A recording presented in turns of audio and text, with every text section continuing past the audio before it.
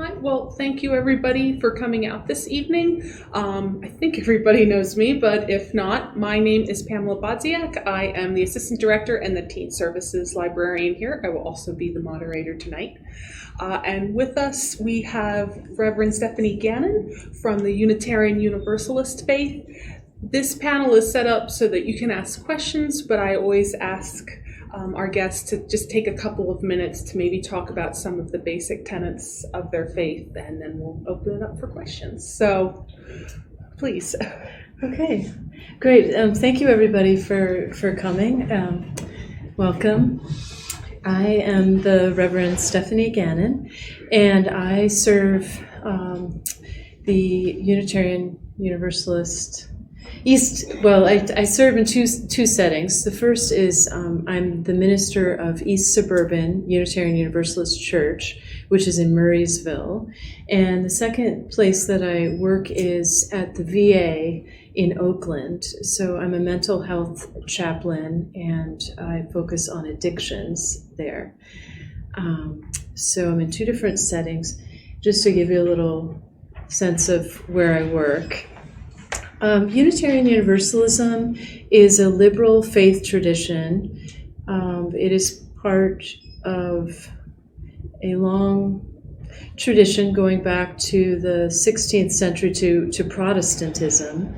And I thought I would start my short presentation with you by just reading two different texts. The first is from a book called Testimony. And it's a fairly recent book of various testimonies that people have made, claiming that Unitarian Universalism has saved them.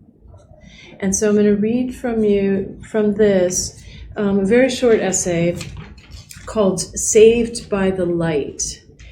And it's by someone named W. Garrett Jackson. He writes, I was drawn to Unitarian Universalism by the flaming chalice. Quite literally, I was saved by the light. Growing up in Appalachia, I was surrounded by churches of all sizes and denominations. I was raised in a small independent Protestant church where if you didn't attend services on Sunday morning and evening and on Wednesday evening, you weren't just not on the prayer list, you already had one foot through the gates of eternal damnation. From a young age, I listened to weekly sermons that often disturbed me. Since they frequently degraded other denominations or faiths, I found myself wondering how that religion was supposed to be uplifting. Though the area wasn't known for diversity, there were Jews, Catholics, Mormons, even Amish in our little community. Many of my friends at school were members of these other congregations and were some of the best people I knew. How was it that they were to be condemned to eternal flames because of their beliefs, or non-belief, as I was being told? Why was dancing or wearing shorts so frowned upon? And where did Cain's wife come from? I felt very depressed by religion. Something kept me from walking down the aisle to the altar to ask to be saved, and that outward sign of inward change, known as baptism, was just not for me. I felt like a stranger in my own home and spiritual community because I questioned so much. Looking back, I believe it was the internal divine spark that held me back. Or perhaps it wasn't holding me back. It was just leading me down my own path, lighting my way. It wasn't that I believed less. It was that I believed that there was more. So it goes on to talk about how, despite his being incarcerated, and despite many mistakes that he made in his life, he found salvation in this faith that was so liberal and so open. And so I'll just read the final paragraph in this. He talks about our chalice. He says, the flaming chalice is more than just a symbol of our congregations. To me, it's a symbol of ourselves, the good works, kind words, compassion, and pursuit of knowledge that each of us is capable of, our individual piece of the divine spark. As a public servant, military service member, active citizen, educator, son, partner, father, and now as a prisoner, Unitarian Universalism has never made me feel the need to compromise my beliefs or sacrifice them. I can be who I am, what I am, and be accepted for all that I am. So that's one testimony, one reading. And then another one comes sort of from our religious education. And so this will give you a little flavor, a little taste of what our religious education is like. So this is called Unitarian Universalist Kids Say, God is. God is anything you want God to be. It's probably a portable God you can shape to fit your beliefs. An individual God, no two alike. For me, God is a 5-year-old little girl. For my cat, God is a cat. God is everywhere. God is the earth and all spirits, everything, everywhere. God is in us and around us. God is not a person, but a controlling force in all of us. God is all different colors. God is all beings and all life and all creation.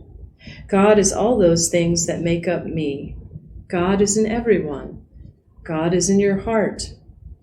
God is in anything that is mysterious and has remarkable power.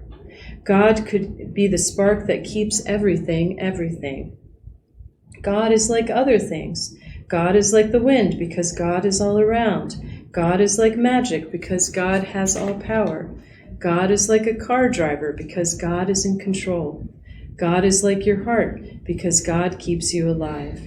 God is like friendship because God is loving. God is like a chair because God makes you feel comfortable and safe and great. God is like a protector. God is like a fire. God is the biggest camera ever made. God is an old man with a white beard who is tall and nice. God is a big woman who loves us all. God is a young woman. God is breath. God is a good feeling. God is the curiosity inside you. God is about feelings. God is peace. God is the whispering of the wind, the brothers, sisters, aunts, uncles, grandmas, grandpas, cousins, gold and silver, a cross, a chalice, and the people. And then it just goes on. It just gives you this sense that there's so many different possibilities for understanding God. And this is pretty typical of Unitarian Universalism. So there's not one idea of what the divine is. And our faith is very open. It's about the individual search for truth and meaning. Our faith is non-creedal and non-doctrinal. So there's no set of precepts or doctrines that tell you have to believe a certain way. And so that's one of our core ideas, is that you as an individual seek out and determine how you find the sacred and how you find meaning and purpose in life. It's not my job as the minister or any other minister's job to tell you what to think and how to be in the world. We have, at the core of our faith, we have 7 Unitarian Universalist principles. So we're not an anything goes type of faith, but as far as our theology, we're very diverse and open. And I can review for you all, if you'd like, what those 7 principles are. Please. You would? Okay. So I have those handy. The first of them is really our first and core principle. It is the inherent worth and dignity of every person. And so this is really at the core of the racial justice, the anti-oppression, the multiculturalist work that we do, and we're always, I think across the board, all Unitarian Universalist congregations are interested in creating what we call beloved community. So that's the first one. The second one is justice, equity, and compassion in human relations. The third is acceptance of one another and encouragement to spiritual growth in our congregations. The fourth is a free and responsible search for truth and meaning. The fifth is the right of conscience and the use of the democratic process within our congregations and in society at large. The sixth is the goal of world community with peace, liberty, and justice for all. And then the seventh one is respect for the interdependent web of all existence, of which we are a part. And there is a proposed eighth principle, which has to do with our mission of becoming more racially just. And that is that's something that's on the table and that we're in the process of hopefully getting passed at our General Assembly, which meets every June. But we are a very democratic denomination, so those little proposals, big proposals, they take time. They take time to be discussed and voted upon. So, okay, so I can take questions. Does anybody have a question for Reverend Stephanie? Were you raised a Unitarian Universalist, or did you come to it from another religion? Mm-hmm. Thank you for the question. I was raised Catholic. So, yeah. Yeah, so many of the people in our congregations started out in other faith traditions and came to Unitarian Universalism later. So I found the Unitarian Universalism when I was about 30 years old. So yeah, I felt really hemmed in and very, I guess, constrained by the theology of Catholicism, especially as a woman. So I kind of left Catholicism at age 14 and came to Unitarian Universalism later. I was raised Catholic too, and the same way. I stayed away from it for 40 years because I couldn't believe all they did was make you feel guilty from the time you were very, very young. But I always wanted to know about your faith. But I have gone back to the Catholics, and it is so changed. It is so tolerant now. It was, and you learn the things you were taught when you were young were sins, so you were damned when you made your first false confession. But I've always considered that church, and thank God there is such a church. And how did you become a minister? How did I become a minister? It was a process. Mm-hmm. You had to get degrees, or? Yeah. I have a Master's of Divinity, and we have about 6 years of training, very intensive training to become a minister. So. Yeah, the Master's of Divinity degree lasts 3 years, full-time. And then there's a lot of practical training that you get, whether you're interested in congregational life or community ministries, like working as a chaplain. Yeah, thank goodness there is such a church of yours. Thank you. Next question. More questions. Do you pray? Do I personally? No, just your church. Do you think you can, prayers to God can get a miracle, or? No, I don't think that most Unitarian Universalists would say that there's a belief in miracles. We believe in miracles, but not that prayer will get us a miracle. But many, I would say a fair number of Unitarian Universalists pray, and that's a spiritual practice that they do. Mm-hmm. I would have to think they're all very good people from everything you've read and said. Oh. Mm-hmm. Yeah. So just as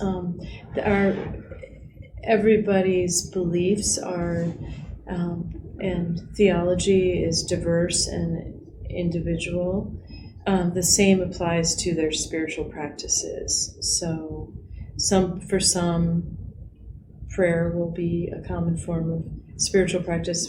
For others, no. So it sort of just depends on the person. Well, thank you for answering all my questions. Oh, you're welcome. That's why I'm here. You had mentioned that a benefit you found of Unitarian Universalism was that you didn't feel constrained. Do you ever feel any aspect of the reverse, like missing sort of ritual doctrine, I guess? Sometimes, yes. Where I attended seminary, I was in a non-denominational seminary in New York City, and where there were over 40 different faith groups represented, a lot of them Protestant. And I really feel like I benefited from my contact with a lot of different, interfaith work that I did, and friendships with fellow students in those faith traditions, and also from Christianity and from the, attachment to the Bible, and so there were times where I felt that, and sometimes I still do, that we're missing something in our faith tradition, because we are so diverse and we're so pluralistic, but there's not always unanimity on our rituals and our that there's such a range, that there's unifying. Yeah, we have our principles, but I grew up Catholic, and certainly tons and tons of prayers and rituals that we do, the sacraments and everything, and my Unitarian Universalist background doesn't really have a lot of that. So certainly in seminary, I kind of sought that out by going to other places to worship and to practice. Mm-hmm. So I think my question is along those same lines. In various Protestant denominations, there's a structure to the worship service that's very predictable. Mm-hmm. Can you describe what happens at your church on a Sunday morning, if you meet on a Sunday morning? Mm-hmm. We do meet on Sunday mornings at 10:30 if anybody's ever interested in coming by to check us out. We do have traditions. We do have rituals. One thing, I brought a chalice here. One thing that is common to all Unitarian Universalist congregations is lighting of the chalice, and so that's usually done at the beginning of worship. Then at the end of worship, we'll extinguish the chalice, and there will be chalice lighting words and chalice extinguishing words. We'll usually, we are a covenantal faith, so many of our congregations will have a covenant, so that will be unique to them, and that will be read as part of the service. We are also we're very Protestant, and in a certain sense, in that we are very attached to words. So like many Protestant worship services you may be familiar with, the sermon is really the core of the worship. So depending on the pastor, just depending on the congregation, that could be anywhere from 8 minutes to 20 22 minutes. And, we have had, the first Unitarian seminary was Harvard Divinity School, and we are known for our intellectualism. So, as far as worship goes, people are very want to hear the sermon and want to learn new things, want to be stimulated intellectually. So we will have, the basic frame of the service, I would say, is similar to what you're used to in mainline Protestant worship, but we don't have communion. So I mean to say, like, the basic liturgy, there will be continuity, but then there will be a range of different topics, a range of different readings, themes. We don't, unlike mainline Protestant denominations, we don't follow the lectionary. So do you know what the lectionary is? Okay. The lectionary, I'm looking at Bob, my colleague here, help me out, what is the lectionary? No, the lectionary is basically a set of texts that move through the liturgical year. So the Catholic Church and Protestant churches use that. There's lectionary A, B, and C, and so you alternate, maybe this year is C, next year will be A, and so on. And those are read universally throughout most congregations and preached on usually very, very differently. But we don't have the lectionary. So as a Unitarian Universalist minister, I can preach on anything of my choosing. So I have a lot of freedom. There's a lot of excitement. At the same time, I imagine there's some comfort in the lectionary because it tells you, scripture text for this week, the Old Testament reading is this, the New Testament will be this, the Psalm will be that. And and maybe you've preached on them over the years, so you just, not to say you go back to your previous sermons and you take those same ideas, but in my case, each week is going to be different. So, and when I first discovered Unitarian Universalism, I was so excited by that kind of possibility of diverse readings, diverse voices, different ways of worshiping than, to me, the same old at that time. And it will vary. If you go to one congregation, it may be very pagan. You go to another, let's say in New England, that is Christian, a Christian UU. You will receive communion. They will use scripture. They will preach on the New Testament. So. Other places will be very humanist. I know ministers with PhDs in physics and chemistry, organic chemistry, things like that. And they're going to be very humanist and very scientific. And you might find that most of the people in the congregation have PhDs. They're very, very smart people.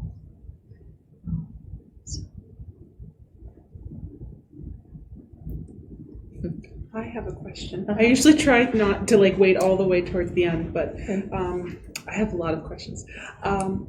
So would you say that the focus is on finding the divine, or can it be more the focus on finding the humanity in us all, or does it just depend on the congregation, which tact they might take as to what the services are looking for, or what the focus of that congregation is? Mm-hmm. Does that make sense? Yeah, that makes sense. I think it would depend on where you are, who the minister was, what the congregation was about, theologically about. There's diversity within our congregation. So, for example, my congregation has a very strong pagan group. We have a large chapter of what's called cups. Would you explain what I mean by CUBS, did you say? yeah, CUPS is the acronym for that. Trying to think, it's a chapter of the Unitarian Universalist pagans. So there's a subgroup within Unitarian Universalist congregations that is Wiccan, that is pagan, and has a leadership group, and they pay dues, and so my congregation has pagans, it has humanists, it has a few Christians, I would say. It also has some atheists. So, some of the congregants will be looking for the divine, will be looking for the sacred on Sundays. Others will be less inclined to be searching for the divine, especially if they're more atheist, So as a minister, I have to try to minister to everybody and minister to that diversity. So if I'm only quarter time, so I'm only there one Sunday a month. So I try to mix it up. But if I were there 4 Sundays, I would do one earth-centered worship, one Christian, one humanist, and then one maybe intergenerational, kind of little bit of a hodgepodge. So, so overall, as far as our theology, there's a lot of diversity, but one main commonality, as I indicated before, is this orientation towards justice and social transformation in society. So I think most congregations are what I would call activist congregations. So the main, I would say the busiest group within Unitarian Universalist congregations is the Social Justice Committee. There can also be the most conflict in that committee. And I can explain more about that if you're curious, but we're very much an activist faith. We're out in the world trying to transform the world. We're not just inwardly focused. Okay. You said you worked on the VA, the one in Oakland. Mm-hmm. That's really nice. I have a question about the Nuns, the NONES. Oh. Is there any talk within your leadership about changing formats to accommodate it? Supposedly the fastest growing group in American culture of people that don't want to be church affiliated. Is there any thought about having dialogue with them and seeing if there's any way you can meet their needs? Definitely the leadership of the Unitarian Universalist Association, those who run our central body in Boston, central organization, they're aware of the power of the nuns. Many ministers like myself, we do keep up to date with current trends in American religion, and we're very aware of that. I think we are seeking to reach the nuns. Maybe we're not doing it as well as we could. I know from what I've read, a lot of the nuns are younger, not seniors. And so one way that we might reach them better is to have more dynamic worship, more worship that's more embodied, that uses, makes better use of multimedia. Like I said, our tradition, our history is very intellectual and very kind of heady. And from what I've read, the nuns are really looking for more spirituality. And so We do have, in many Unitarian Universalist congregations, something called small group ministry, and I like to joke that it's Bible study for Unitarian Universalists, but without the Bible, no. largely without the Bible. So the small group ministry is about reflecting on your spiritual journey. It's about asking questions, figuring out what you believe, how can you practice your faith, how can you live it out. And I think the small group ministry is one way that we aspire to reach the nuns. If you have suggestions, Ken, I would welcome hearing some of them, because I'm always happy to have a dialogue. Thank you for the question, because I think it's important.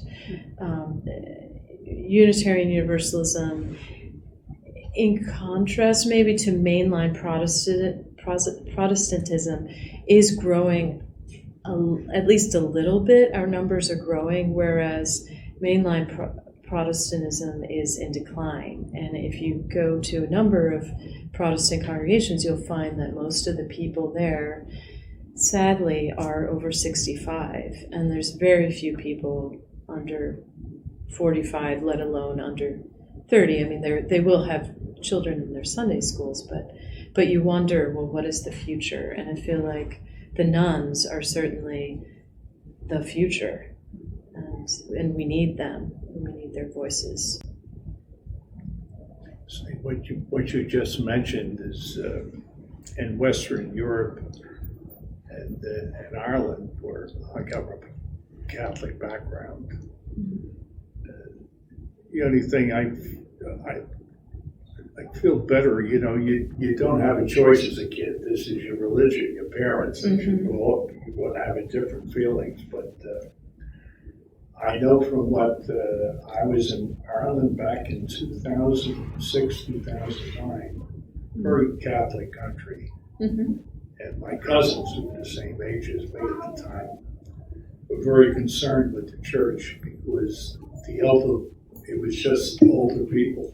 The young people they had lost. Yeah.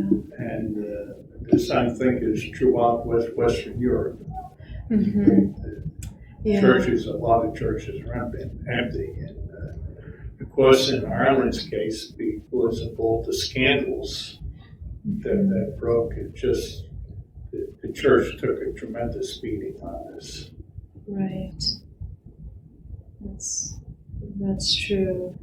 I mean, I would probably say Ireland is still very religious, even if people don't go to the church on Sundays. Yeah, but the other side, it's very open. It was one of the first countries that had allowed the gay community accepted gays. Yeah, that's interesting. That was a surprise. You couldn't envision that 50 years ago. No, Yeah, so that's changed. A great deal has changed. Yeah, sure. it's encouraging. Ken? When I visited your service, you talked about Joanna Macy's work, trying to get people involved with environmentalism. Have you thought more about following her programs? Trying to remember what it's called right now. Come Back to Life, or Coming Back to Life?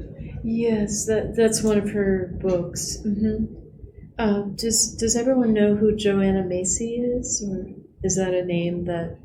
No, I don't don't. either. Okay, Joanna Macy is a really wonderful, in my view, really wonderful feisty 90-year-old woman who lives in Berkeley, California. She's an eco-Buddhist philosopher who was very dedicated to the anti-nuclear disarmament movement in the 1980s. And she's a long-term practicing Buddhist. She's still teaching, and she developed, I guess, I want to say in the 1990s, she developed this wonderful program, which I am in the process of becoming a facilitator. I will be trained as a facilitator in this in this year 2020, but it's called The Work That Reconnects, and it's basically it's Buddhist-based environmental justice work that tries to ground environmental justice work spiritually. And she uses a lot of rituals in this, and she's trained people worldwide to teach it, but it's still kind of up and coming. And I would love to be a facilitator of it in congregations or in community centers, because I think it's very powerful. It really involves a lot of grief work, and helps people to grieve in healthy ways. And because the climate crisis can be very overwhelming and lead to burnout and lead to a sense of, I don't know what to do. I feel paralyzed. And so she has very healing ways of getting people to move through their grief and connecting. So it's the work that reconnects. So moving from separation and numbness to connection and change. So it's really great. Thank you for the question. Can you talk a little bit more about the other aspects of social justice work? I know you mentioned they were the busiest committee in your congregation, so that touches on a huge part of social justice work. But what other, I don't know if projects is the right word, but what other things would a committee like yours take on? Well, my take on in the local community, things like volunteering, service work in, building houses for humanity, Habitat for Humanity, gathering food. We have a food collection, so we give to different food banks. What other things? We do a lot of environmental justice work and racial justice work. So we try to partner with groups in the community that are doing things that we believe in, and we try to get out there and make a difference as much as we can. And if we can make our social justice work intergenerational and bring in the youth and the young adults, as well as the older members, a lot of that would be awesome. A lot of the social justice committees in our congregations, the ones that are pretty conflict-ridden, tend to be comprised mainly of baby boomers who have been in the struggle for justice since 1965 or 1970, and they're really burnt out and they're angry, frankly. So the more we can do to sustain those committees and help make the work long-lasting beyond the work that the seeds that the baby boomers have planted, I think the better. So.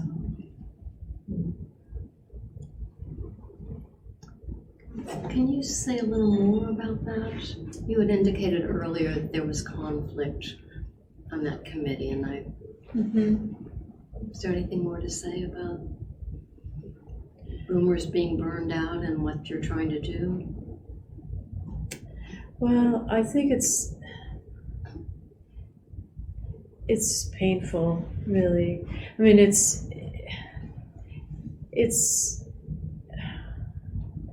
a pattern that I've seen in every congregation that I've been in, that committee will be pretty conflict-ridden because people feel so strongly that if they don't save the world now, it's going to be too late. And as they're aging and they see on certain social issues maybe let's say, economic justice, let's say racial justice, not much has changed. I mean, they see us as a society regressing, and so there's a lot of frustration and a lot of sadness. Really, I think a lot of, anger can oftentimes be a mask for sadness and disappointment, heartbreak.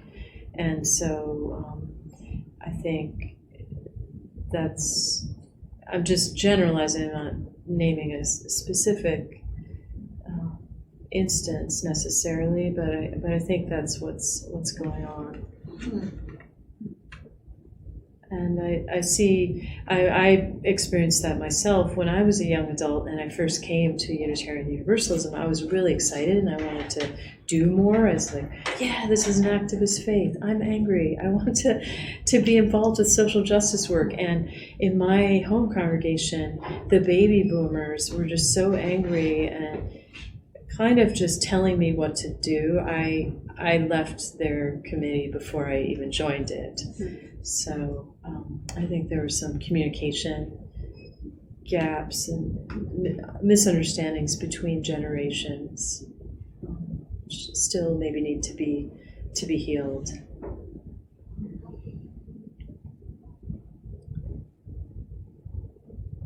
Yeah, and I would also say among the baby boomer generation that has been so activist and so focused on justice work, they tend to be our most diehard, our most passionate humanists or atheists, and so I think a number of them have not really evolved further spiritually and developed spiritual practices to keep them sustained in the work that they want to do, and so that's a loss too. But I'm just generalizing. So there are plenty of spiritually healthy boomers who are not angry and paralyzed by their frustrations. I'm sorry if this is repetitious or something we've said before, but given that younger people today, the younger generation, tend to be so socially minded, so socially justice minded, what actively does your church do to kind of reach out to that generation, if anything, in particular? Well, one thing we do, I don't know. I'll say two things. One thing is, this is a core belief within a norm within Unitarian Universalism that we do not proselytize. We don't, we don't go door to door, say like, here's our literature, check us out, or you must check us out on Sunday, come to us. No, we don't do anything of that sort. I feel like we could do a lot more though in getting our message out and getting it out well. And using social media more effectively to engage the younger generations. I brought along with me a book called After the Good News, which is written by a young adult minister who's one of our most dynamic and interesting ministers. But you see, she chose to write a book with a lot of footnotes, and I don't know whether the 30s. I know I'm sitting next to a librarian.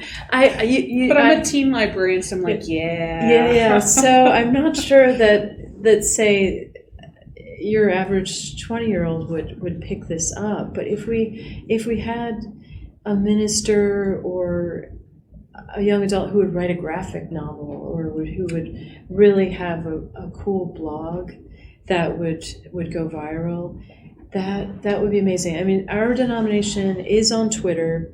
They just overhauled their logos a couple of years ago and redid the whole interface of the website, which is uua.org, to make it much more dynamic and interesting. But I still think we need to do more.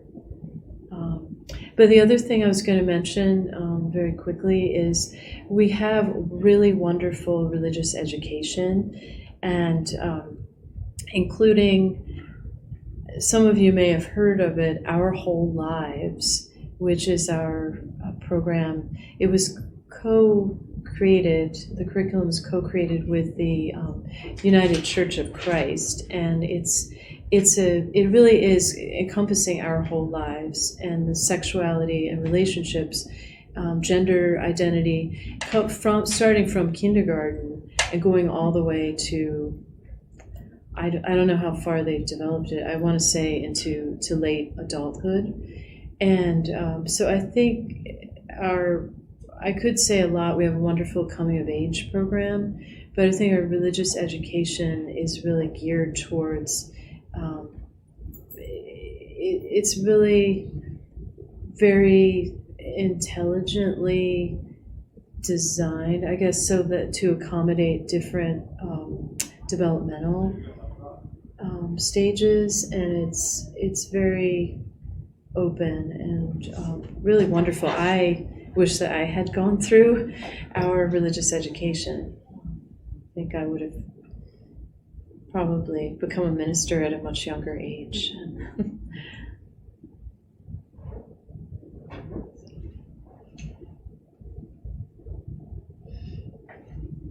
Can you talk a little bit more? It's a small question, but I really like the idea of a chalice of light.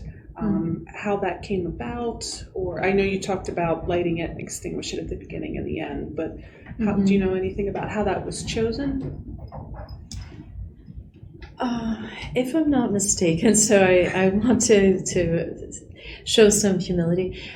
I think that our chalice, what I recall is that our chalice was developed and became the symbol of Unitarian Universalism in the 1940s by an organization called the Unitarian Universalist Service Committee, which was very active in the 1930s with trying to get people out of Europe who were potential victims of the Nazis.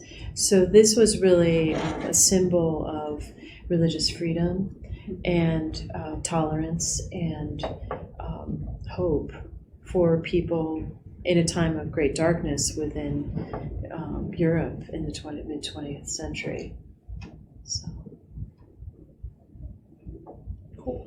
Yeah, so that's kind of where it came from. How old is the Unitarian Universalist faith? When was it first kind of started? Well, we usually think that its earliest starting point was in the 1530s in Eastern Europe. So at the time of Protestantism, the earliest, Martin Luther times, you probably noticed it's Unitarian. It's not Trinitarianism. It's right. So what is the unicycle? One. Well, so the first Unitarians. This is a part of our history. A core part of the history of our self-understanding is that we're a group of heretics, that we defied religious authority from the get-go. And so the first Unitarians denied the Trinity, and they were burned at the stake, believe it or not. So it's hard to imagine, in the 21st century, where there are just so many different religious ideas out there. Some people believe in spaghetti monsters and things like that, and that's their god. But would they be burned at the stake? There are people who obviously are killed today for their religious beliefs. I don't want to downplay that, but yeah, the first Unitarians were persecuted. They were, that was a part of sort of where we started. So this symbol, when we learn more about our history, the symbol gains meaning, right? When we think that, well, people died for their beliefs, people who were our earliest ancestors, religious ancestors.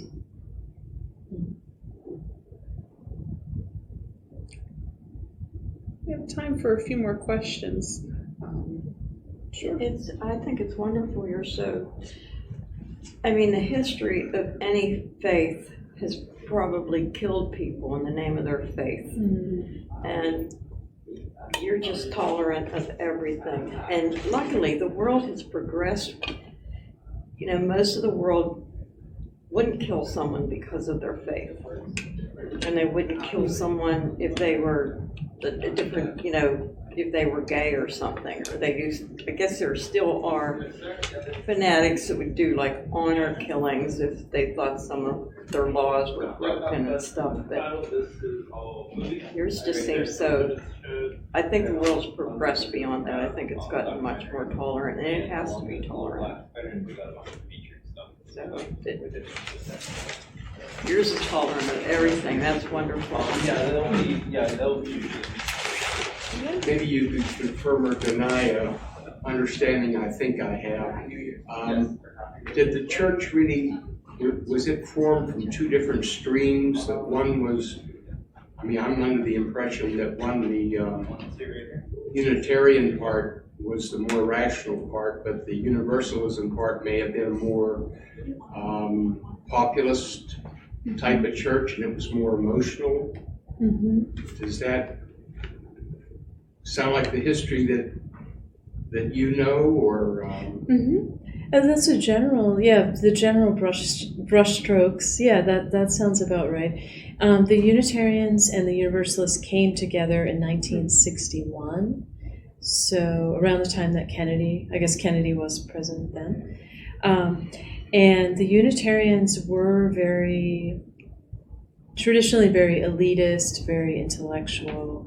They came out of New England mostly. They tended to be more middle class, more upper middle class, or wealthy. The Universalists the core belief of Universalism is that all are saved. And they were Christian. Unitarians were Christian historically. And but the Universalists were more, I would say, more heart-oriented, and they were certainly more working class. And I guess, that's a key, sort of different way of looking at the two groups. Some people who are Universalists grew up Universalists. Their families go back. They felt that the Unitarians almost annexed them and disregarded them in the merger. So I think, although that's been over 50 years ago, I don't think that those feelings are still too alive. But at the time, there was a fair amount of hurt, I would say. And the Unitarian, it's Unitarian Universalism. Unitarians are first in the name. So, although some people mix it up and say Universalist Unitarians. So, any other questions? Is there anything else that you wanted to touch on that you didn't get a chance to, or anything else you wanted to share? I think I got a chance to talk about a lot of different things.